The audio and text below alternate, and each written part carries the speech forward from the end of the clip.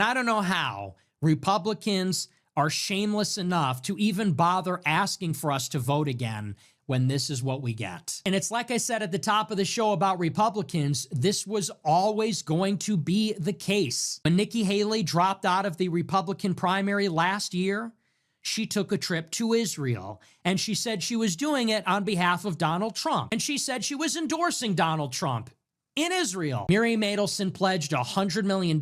Nikki dropped out of the race through her support behind Trump, and the price tag was this: West Bank, Gaza Strip, Iran. That was the price tag. And I don't know how Republicans are shameless enough to even bother asking for us to vote again when this is what we get. Think about when Trump ran in 2016, when he started his campaign in 2015. When he got up on that debate stage for the first time, the big line was that he was against the war in Iraq. When Trump ran the first campaign, the Iraq war was one of the biggest issues. Trump ran against Jeb Bush and made Jeb Bush a target because his brother started the war in Iraq.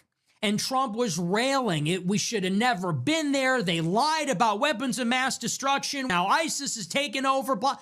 That was the whole point, was to get us out of Iraq, out of Syria. And now here we are in February 2026, and we have an armada in the Middle East. We have our entire army over there ready to start another Middle East regime change war over weapons of mass destruction that don't exist.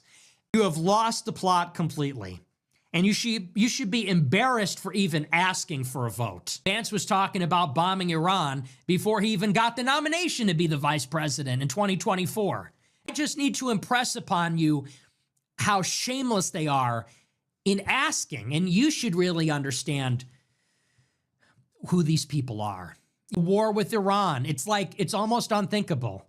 Because war with Iran was like synonymous with everything that the Jews wanted. What policy comes to mind when you think of like a Jew first, Israel first agenda? You would say war with Iran. You would say that Netanyahu and Ben Shapiro's literal wet dream, like their sexual fantasy, is U.S. going to war with Iran. And the whole reason people voted for Trump the first time is because he was the last guy who would make that mistake. He was the last guy who was going to do that because he was against the war in Iraq from the beginning, and he torched Jeb Bush on that basis. And MAGA just means nothing now.